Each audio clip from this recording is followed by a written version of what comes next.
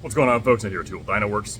Happy New Year's. It's 2025. And as I teased last night, for those of you that follow us on Instagram and Facebook, we now have access to the binfile definitions for the brand new 2025 Yamaha R9 months before anybody's going to see one.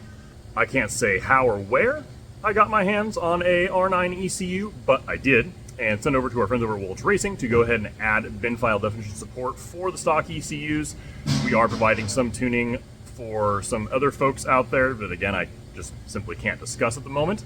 But do know that we are already well on our way to tuning this new platform, and as we've known for a while, but I couldn't really illustrate or show to folks, the platform is nearly identical to the MT-09 when it comes to tuning. Now, as I've already said in a bunch of the owners and riders groups for the R9s, for those of us that have already pre-ordered the bike, from a tuning standpoint, the engines are identical. Every internal engine component is literally the same. The airbox is the same, the exhaust is the same. From an emission standpoint, they're tuned the same way. It's all the same. And for anyone that just wanted sort of proof of that, because there were some naysayers out there for whatever reason, I will go ahead and just copy and paste over the fuel mapping from a 24 MT-09 into the 25 R9. It's the same. Nothing changed. 0% zero value trims across the board. That is both in the IAP and the TPS maps. Even the ignition timing maps are identical from the 24 MT-09 to the 25 R9.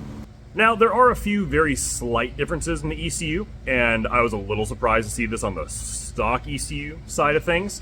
And they're a little bit surprising, but when you think about why they're probably doing it, it actually kind of all makes sense.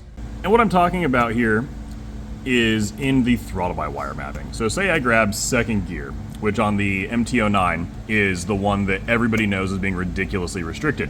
If you look out here at wide open throttle, it doesn't give you anywhere near 100% requested throttle all the way out until something like 9,500 RPMs. It's ridiculous how restricted they are in lower gears. But if we take that exact same table and copy that over into the throttle-by-wire mapping, mode 1, gear 2, on the R9, it is different. There's some changes that occur. And what they've done here is actually slowed down the throttle response between about 24% throttle and about 88% throttle on the R9. You can see here that the throttle opens about 12 to 15, even 16% faster at about the part throttle range on the MT-09 than it does on the R9. But the same wide open throttle restrictions are in place. Now again, that caught me as a slight surprise when I first took a look at the stock ECU maps, but it wasn't that big of a surprise if you actually think about the differences between the bike. The gearing on the R9 physically is significantly different. It's 2 or 3 teeth different than the MT-09. The MT-09 is a hooligan bike, so in second gear, when you're ripping it, wide open throttle or even half throttle and rolling on to full throttle, it can feel more aggressive. On an R9, you're going to be doing a decently higher speed in some of those lower gears, and it's built for the track. So when you are leaned over on the bike and you're trying to finesse the throttle from half to wide open, you don't want to upset the chassis and all of a sudden tuck the nose. So having a more linearized throttle-by-wire map on a bike like an R9, just like the outgoing R6, makes a lot more sense. Other than that one difference, the only thing that I can see that is truly different in the ECU is the rev limiter on the R9 versus the MT-09. And saying it's different is really accurate, I guess, but almost inconsequential. The rev limiter stock on a 24 MT-09 is 10,650 RPMs.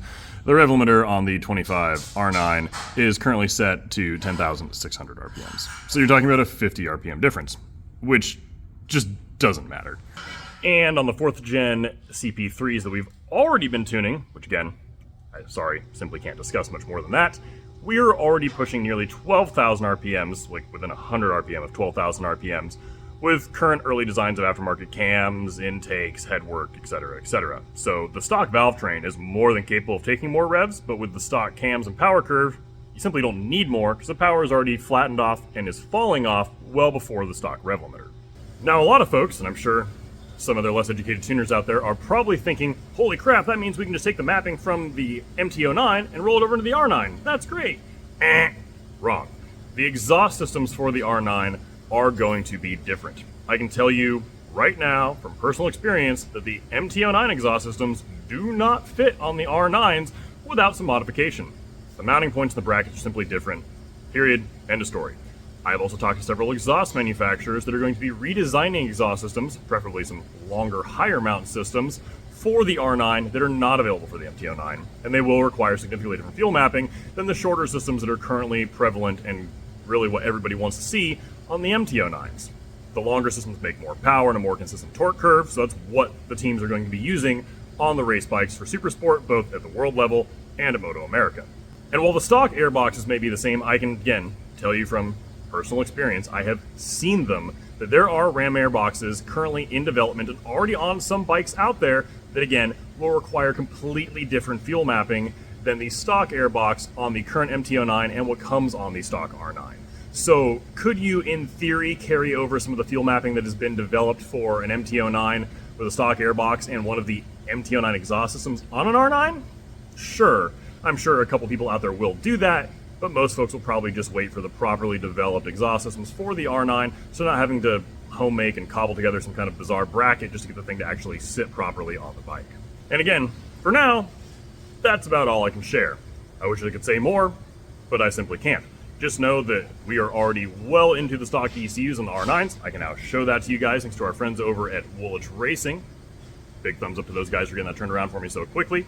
And if you have any questions whatsoever about getting your R9 properly tuned and dialed in when they do arrive, don't hesitate to reach out to us. support@toolnetworks.com is how to get a hold of me directly. I answer tech support questions every single day here at the shop, and we are always happy to help get your bike properly tuned and dialed in.